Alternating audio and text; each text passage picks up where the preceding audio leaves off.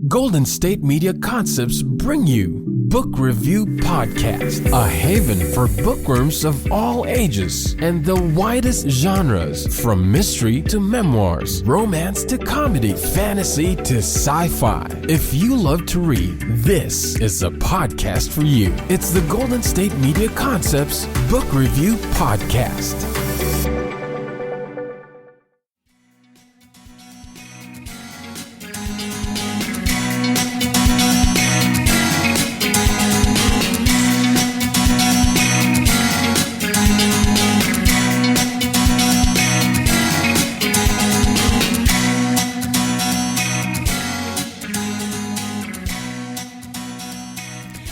Happy Friday and welcome to the GSMC Book Review Podcast, brought to you by the GSMC Podcast Network. I am your host, Sarah, and I hope that your week has gone really well. I hope you have some plans for the weekend that you're excited about. I have plans for the weekend. They're good plans, but they're not exactly something to be excited about. I have been asked to do the funeral of a dear friend of our family's tomorrow.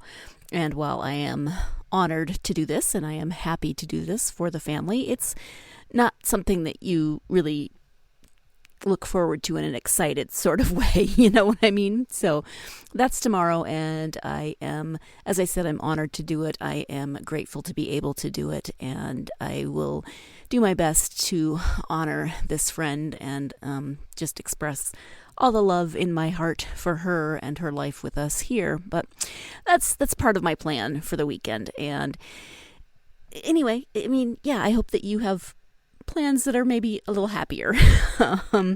At any rate, we are not here to talk about funerals. We are here to talk about books. And I have a returning guest today. Susan K. Hamilton joined me almost 3 years ago for the first time on episode 124. If you want to go back and listen to that one, we talked about her novel Shadow King at that time.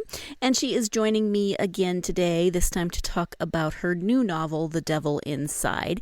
Let me go ahead and read you the description of that book.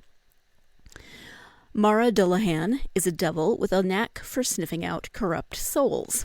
Taunted for centuries about her lack of devilish wings, Mara has something to prove, and she's determined to become Hell's top sales and acquisition devil. But her biggest rival, Kem, will stop at nothing to steal a coveted top spot, including uncovering her darkest secret. When Mara meets a handsome angel stuck in a dead-end job, she knows he's the kind of trouble that could ruin all of her ambitions. After all, rumor has it that Lucifer will rip the wings off of any devil who falls for an angel. But Mara's never been one to play by the rules. As their affair intensifies, Mara's secret life gets more and more complicated, especially when Kem starts to suspect that there might be more than one way to bring his competition down. Cornered, Mara is forced to take drastic measures to protect her secrets and her angel before all hell breaks loose. And that is the description of The Devil Inside by Susan K. Hamilton. I just really love that she's determined to become Hell's top sales and acquisition devil. I think that's one of the best one-liners that I have read in a while. It just makes me kind of giggle every time I read it. It's just not something that you generally think about, is having a job in hell or in the afterlife. We actually talk about that a little bit in the interview, but this is paranormal romance, as you can guess. So if you're a fan of paranormal romance, then you should definitely check this book out. And if you're a fan of Susan in general, then of course you should check this book out. But that is the description, as I said, of The Devil Inside. And so let's go ahead now and turn to that interview with Susan K. Hamilton. Hi, Susan. Welcome back to the podcast. Thank you so much for having me. It's great to be back. I am happy to have you, and we are going to be discussing your new book today. It's called The Devil Inside. But before we get to the book, could you share a little bit about yourself for listeners who might not have heard the first interview? Sure. I have always loved writing since I was a little kid. Of course, I've also loved horses, and my first stories were probably 100% about ponies, so that shouldn't surprise anybody. but I wanted to stay with writing for my career.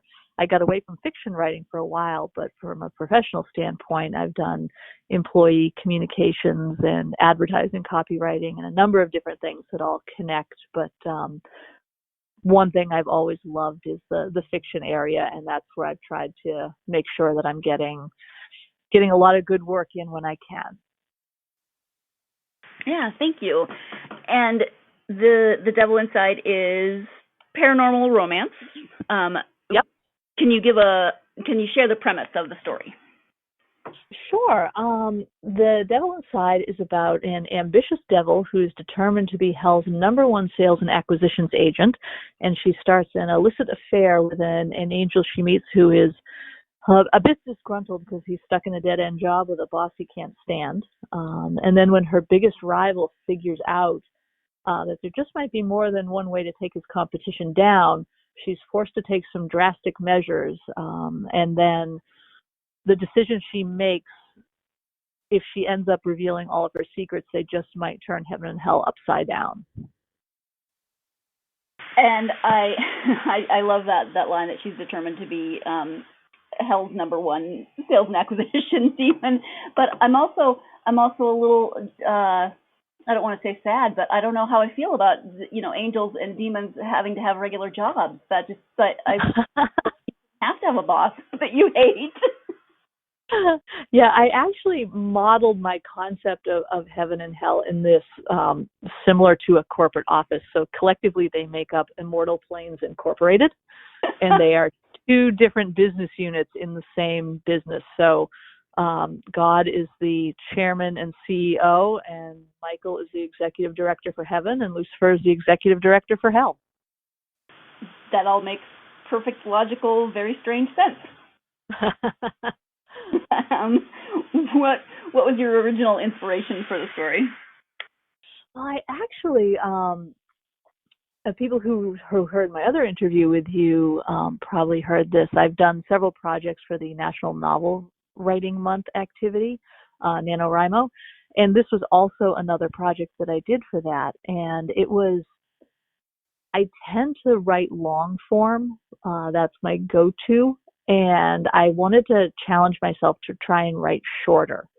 So my grand plan for this particular NaNoWriMo project was to write a collection of short stories that were all interconnected somehow.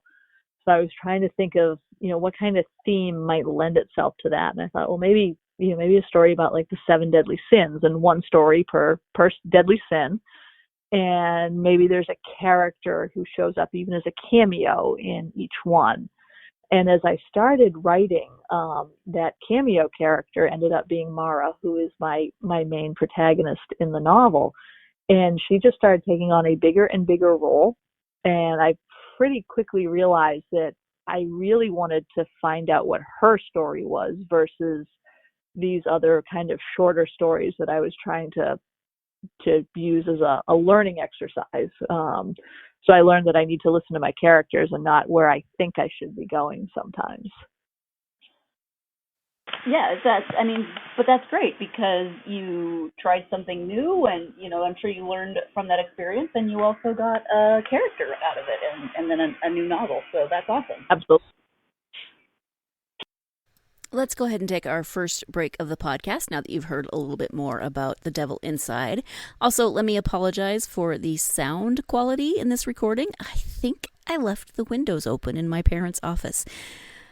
Rule number 1 of recording space, close the windows. Jeez, I apologize.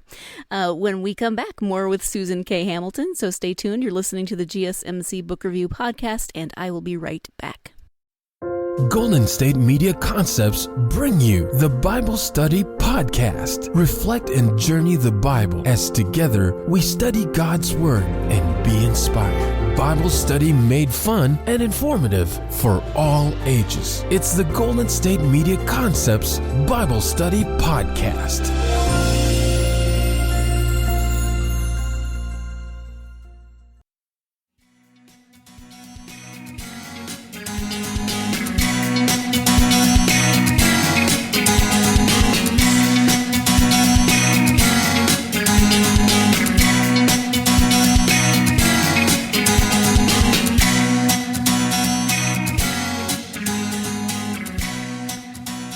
Welcome back to the GSMC Book Review Podcast. I am speaking with return guest Susan K. Hamilton today about her new paranormal romance, The Devil Inside. Let's get back to that interview.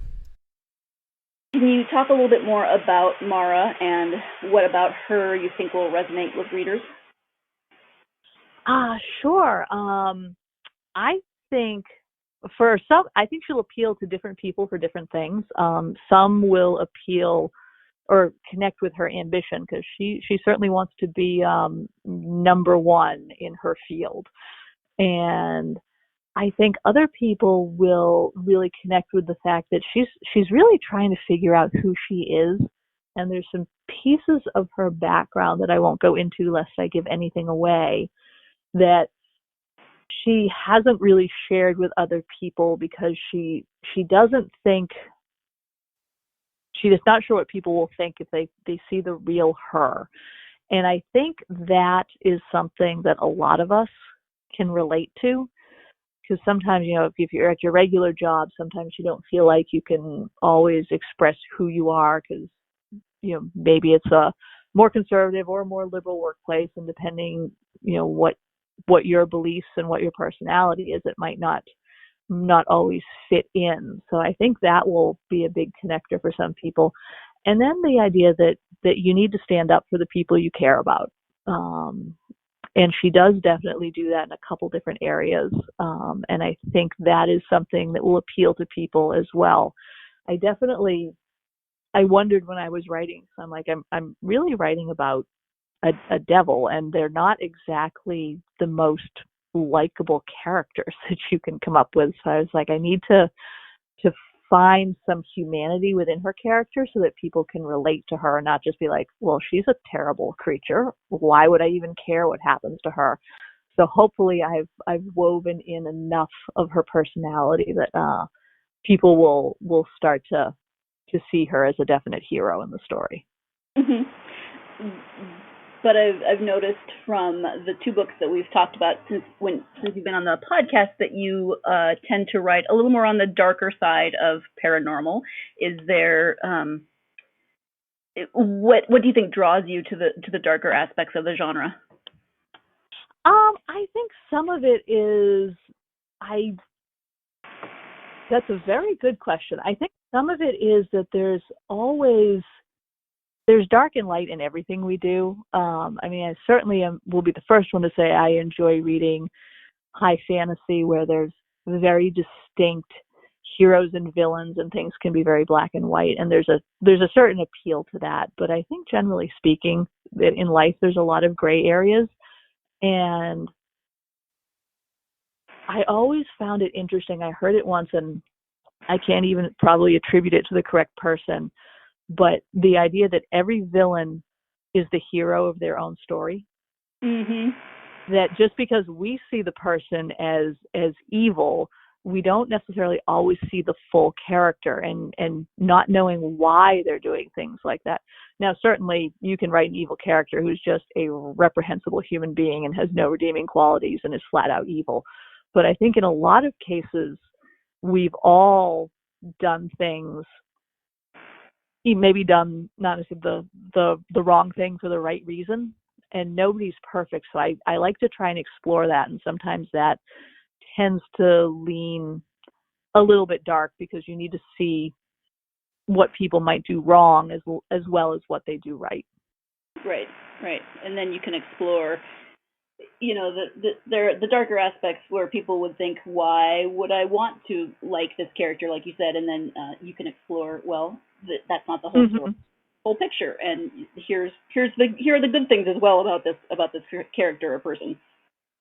Yeah, absolutely. I'm actually, and I think we'll probably touch on this later on, but I'm working on a different manuscript right now that's actually a departure for me. It's going to be women's fiction, not an elf or fairy or anything like that in sight, but there is a love triangle in it. And one of the themes it touches on is the idea of infidelity. And that's a really hot topic for most people because they feel very strongly about it one way or the other. Mm-hmm. And I really want to try with my characters to show that they are none of them are bad people, but a couple of them make some really dumb decisions. And it's, yeah, and that's just it. It's like somebody who is having an affair isn't necessarily doing it to be hurtful to another person. They might be feeling some very deep and painful things themselves and make this decision, and it might be a terrible decision, but they're not necessarily doing it out of malice. And I'm trying to find a way to show these characters as empathetic, but also as really truly human, because a couple of them are making some dumb decisions that have some serious repercussions in their life. So, and it's a hard line to walk. I can imagine, yeah. Back to the Devil Inside, you mentioned the mortal plane as the sort of corporate entity. Did you do any kind of world building for that entity? I did a little bit, because I wanted to have it be similar to a corporate office, and since I've worked in corporate America for most of my professional career, I've been doing research my whole life, I guess, in that respect. But things like, Hell has an HR department, and of course, you get sent down to HR in Hell, and you're probably going to get eaten by another demon as opposed to just disciplined. But so things like that. But I also tried to look at, from maybe a little bit more metaphysical standpoint, is there's heaven, hell, and there's people either talk about purgatory or the afterlife, or you hear something like that. So I wanted to have this other area. So I almost drew it up like a Venn diagram with these two intersecting circles of heaven and hell. And in that middle section, I called it the null plane, because it's nowhere and everywhere. And that's where I have some of the bureaucracy happen. That's where your soul goes at first to be, if you're not being scooped up by a devil, you go there to be processed and sent through, and your good and your evil in your life is weighed, and you get sent on your merry way to whichever area you're going to end up in, and have that be kind of that gray area where things can change. Time to go ahead and take our second break of the podcast. When we come back, Susan will be talking about the research that she did for The Devil Inside, and I'll just tell you that, well, you already know that I'm a bit of a nerd, but talking about research about heaven and hell, kind of fascinating to me. So stay tuned. You're listening to the GSMC Book Review Podcast, and I will be right back. Tired of searching the vast jungle of podcasts? Now listen close and hear this out. There's a podcast network that covers just about everything that you've been searching. Hey! The Golden State Media Concepts Podcast Network is here. Nothing less than a podcast bliss with endless hours of podcast coverage. From news, sports, music, fashion, cooking, entertainment, fantasy, football, and so much more. So stop lurking around and go straight out to the Golden State Media Concepts Podcast Network. Guaranteed to fill that podcast itch. Whatever it may be. Visit us at www.gsmcpodcast.com. Follow us on Facebook and Twitter, and download us on iTunes, SoundCloud, and Google Play.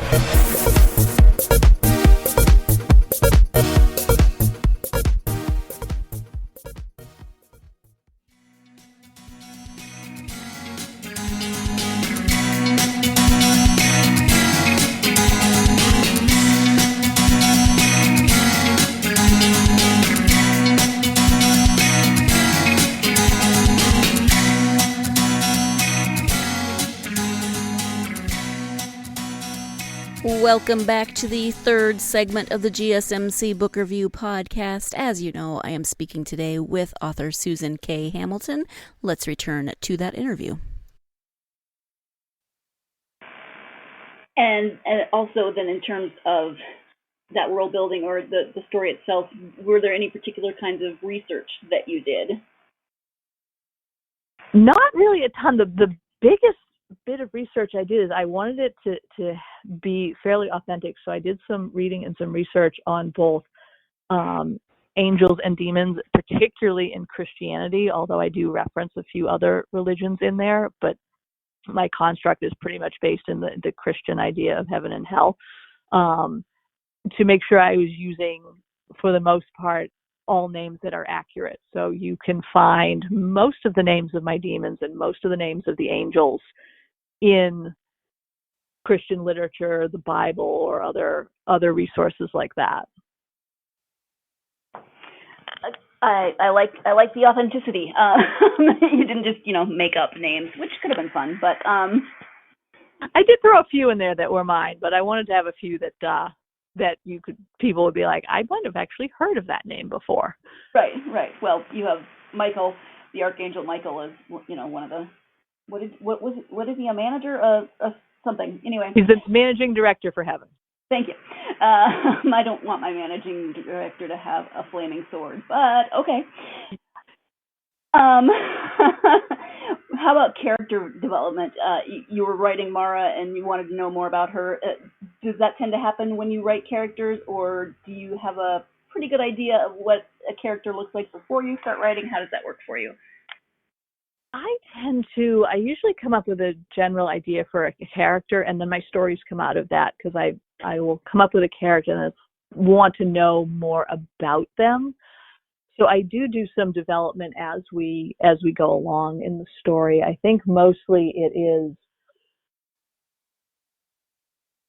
getting into who they are, what motivates them. Like for Mara, again, I won't get into too many details so that I don't give anything away for people who want to read the book, but she's got some things in her background that don't necessarily line up with what you might call Hell's vision and value statement. And I wanted to really kind of dig into things like, what would she do when she was challenged on those things? Because those kind of nuances are what I think really gives a character some depth. But I find that those come to me as I'm writing, and I'm putting the character in situations and figuring out how he or she would react. I don't as often build out the character ahead of time and then fit that piece into the story. It tends to be a little bit more of a hybrid kind of creation for me. Makes sense. Do you include autobiographical elements in your writing? Not a ton. I will confess there's a little, there are parts of Mara that I've said are my alter ego, because I would love to be as cool and confident, as ambitious as she is, and I'm just not. I'm a lot more laid back than she is. I will sometimes, and not necessarily for myself, I will occasionally put a trait or a phrase that a friend uses into a character, but I try not to base anything too closely on people I know or on myself. I had a friend in high school that when I was drafting this book, we had gotten back in touch, and I jokingly threatened that I would end up putting him in the book. And the street that Mara lives on is Joyle Street, and that is his last name. So that was my one nod to a friend in this one. When you use phrases that friends use, do you usually ask them first, or just pop it right in the book? I will usually tell them. If anybody is really strongly against it, I would certainly take it out, but most people have thought it's fairly amusing. They're like, I say that all the time. I'm like, I know, that's where I picked it up from. That's where I found it. You mentioned earlier the manuscript that you're working on now is straight women's lit as opposed to paranormal. Why the shift? And can you give the name of the book or anything like that? Sure. The working title right now is called Stoneheart. And I had the idea for it quite a while ago, and I just kind of tucked it away in my idea file. And as I was wrapping up with Devil, I was trying to figure out what else, I wanted to work on next. I had been working on a couple of short stories for anthologies and a few other things, but I wanted to kind of get back to getting a new manuscript pulled together. And for some reason, when I was reading through it, my idea file, that one really kind of jumped out and really kind of just got into my imagination. And I'm a firm believer that even if it's not necessarily the genre that you typically write in, if you've got a story in your head and it's really occupying your thoughts, then that's the thing you should be working on. Because if you're excited about it, there's something there to write about. I've tried before to be like, well, it's not in my wheelhouse and maybe I should leave that alone. And then I've tried to do other things, but then I find I can't really focus on the other things because I keep thinking about that original idea. So I was like, all right, I am just going to lean into it and I'm going to see where this takes me. Yeah, you get an idea that just won't let you go, and so you have to, it may not go anywhere, but you have to try, right? Yep, you have to see it through, so. Yeah. Are there any of your other books or writings that you would like to highlight during our time together? Sure. I am going to be putting a short story into an anthology that'll be coming out very early next year from Writing Block. The working title is Family, and all of the stories in it are going to have some sort of theme related to the idea of family, but it's really up to each author to interpret the theme, so it could be a wide variety of things. And then I am also I wrote a quick short story for the NYC Midnight Challenges. I don't know if you've ever heard of those. Mm-mm. They're really, I found them quite interesting. They do flash fiction and microfiction challenges. So for instance, the microfiction challenge, there's a 250 word version and then there's a 100 word version. And you get your assignment for these two particular ones, you get your assignment at midnight on Friday. They give you the genre, a setting, and a word that needs to appear in the story. And you're limited to that either 250 or 100 word count. And then you have 24 hours to write and submit your story. And that's incredibly challenging. It is. I talked a friend into starting to do them, and I told her, I said, the first time through, I said, about halfway through, I said, you're going to call me a bunch of very, very mean names for getting you involved in this. I said, but trust me, it will be worth it. And she did. When she participated the first time, she called me the next day. She was like, yeah, I called you some names last night. I'm sure you did. She was like, but you know what? She's like, I was really excited about what I turned in. And I think she had historical fiction as her genre. And she's like, I never in a million years would have tried to write something in that genre if it hadn't been given to me as the assignment. She's like, and I'm really pleased with what I did. So I found them very interesting, and I did one short story for one. There's a slightly longer version where you have 1,000 words to work with. And I wrote a short horror story with some comedy elements to it, but it's called Hell Kitten. And I entered that in the script to comic competition, in which if I'm fortunate enough to win, it will be turned into a graphic novel. And I just found out I made the quarterfinals in that. So I'm excited to see where that goes. And if it succeeds, that's wonderful. But if not, I think I'm definitely going to pursue the feedback I've gotten so far and see if I can turn that into something else as well. Oh, congratulations. And yeah, that would be really cool to have something that you've written be turned into a graphic novel. I mean, that's awesome. And time for our last break of the podcast. Stay tuned. You're listening to the GSMC Book Review Podcast, and I will be right back.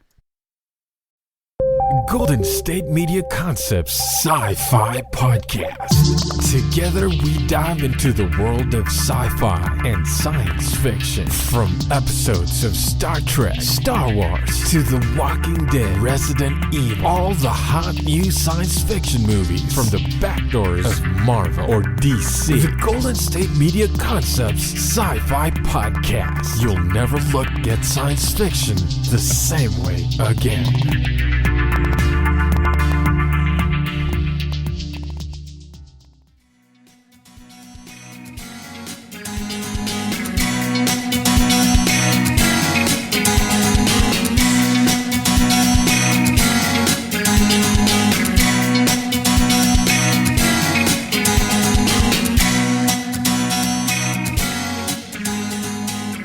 Welcome back to the GSMC Book Review Podcast. As I've mentioned more than once, today I'm speaking with author Susan K. Hamilton about her book, The Devil Inside. And just to preface this next little segment, if it sounds abrupt the way I come into this question, it is because, as Susan was talking in her previous answer, I had thought of a question that I wanted to ask her, and then I completely forgot that question, and so I sort of fumbled around, and then it finally came to me, and so I kind of jump into this question because I edited out the long silence and fumbling around, so you didn't have to listen to me not remember my question. Just so you know why this next one opens up a little oddly. I was going to ask if you were going to do NaNoWriMo again this year, since November is rapidly approaching, if pumpkin spice is any indication. Yeah, I'm not sure. I'm thinking about it. I think a little will depend on where I am with both the submission for the anthology and with my editing on Stoneheart. If I'm at a place, my goal is to have Stoneheart ready to go to a reviewer and proofreader round about that time, which would give me a great break to not think about that for a month and then go through my idea file and play around with something for Nano for that. All right, thank you. What have you been reading lately when you have time to read for yourself, if you have time to read for yourself? I have been doing a little reading. I've not done as much. I think that is, as much as I have enjoyed the opportunity to work from home and not commute into the city during the pandemic, not taking the commuter rail train has cut way down on my reading time because I used that. The train ride in and the train ride out was like my time. And I would always take a book with me. So I was reading quite a bit when I was on the train and not as much as I would like now. But I did just finish His and Hers by Alex Feeney. It's like a murder mystery thriller. And it was quite good. It's told from the perspective of a male and a female character, as they both end up being suspects in a murder, and you go through the whole process from each individual point of view, and it was quite good. I enjoyed it very much. All right, thank you for that. I know you have a website and that you are present on social media, so can you share where people can find you on the internet? Sure. My website is www.susankhamilton.com, and you can find information about my books there. I do a little author newsletter. I send something out about every month or and a half. I promise I don't spam anybody, and I don't sell my mailing list to anybody else. But if you're interested, there's a form on the website where you can sign up for that. I'm also on Twitter and Instagram at Real SK Hamilton for both of those. And then on Facebook, I do have a personal account, which I try to keep separate from my writing. But my author account on Facebook is facebook.com/Hamilton Susan K. All right, thank you.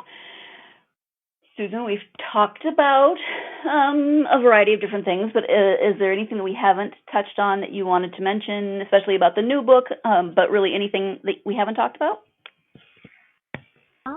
I think I would say the only thing is somebody asked me the other day, and it was really interesting. I was talking to somebody at a cookout, and they said, "Well,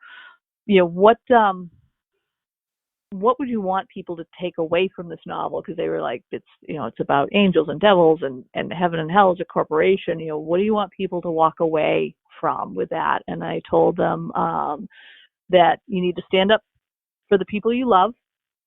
Don't waste your time in a job where you're not appreciated, and always read the fine print before you sign on the dotted line. I think that's good advice for anyone, whether or not you work in heaven or hell. Well, thank you so much. I really appreciate you taking the time to come back on the podcast and talk to me about The Devil Inside and, writing and just everything that we've discussed. I really appreciate it. Oh, thank you for having me back. It's always a great time to talk to you. Thank you once again to Susan for taking the time to talk to me about The Devil Inside. If you are interested in paranormal romance or if you enjoy that genre, you should definitely check it out. And if you didn't listen to my first interview with Susan about The Shadow King, then again, that is episode 124, if you'd like to go back and listen to that. Like I said, if you're a fan of paranormal romance and you haven't read Susan's books, you should check them out. Thank you, as always, to you. I hope that you will join me again for the next interview. I'll be speaking with debut author D. Hale Rambo about her high fantasy novel, Tools of a Thief. Tools of a Thief. Sorry. I keep wanting to say a thief's tools. Tools of a Thief. I'll be speaking with her about that new novel. It's the first in a series, so we're back to that first in a series. We took a break with a standalone novel today, but now we're doing the first in a series thing again, which has been kind of a series in itself, hasn't it, the last couple of months. Thank you again, as always, for joining me. If you're a fan of this podcast, please do me the favor, the honor, what have you, of writing a review or leaving a starred review. Really helps us to get the podcast out to more book lovers such as yourselves. And also, if you don't already follow the podcast on social media, you might want to. Facebook, Twitter, or Instagram. We are on all three and would love to have you interact with me there. Ask questions, leave comments, all of those good things. As I said at the beginning, I hope that you have something planned for the weekend that will give you joy. And even if that is just staying home with a cup of tea or coffee or hot chocolate or whatever you want to drink and a stack of books next to you, I mean, that would give me a ton of joy. Honestly, even if I didn't read all of them, even if they were just stacked next to me as I was reading one and I had a hot beverage of my choice, that would give me great joy. But anyway, you know what I'm leading up to. I hope your weekend is great, and I hope that the weekend involves plenty of time to get yourself lost in a good book. Thank you. You've been listening to the Golden State Media Concepts Book Review Podcast, part of the Golden State Media Concepts Podcast Network. You can find this show and others like it at www.gsmcpodcast.com. Download our podcast on iTunes, Stitcher, SoundCloud, and Google Play. Just type in GSMC to find all the shows from the Golden State Media Concepts Podcast Network, from movies to music, from sports to entertainment, and even weird news. You can also follow us on Twitter and on Facebook. Thank you, and we hope you have enjoyed today's program.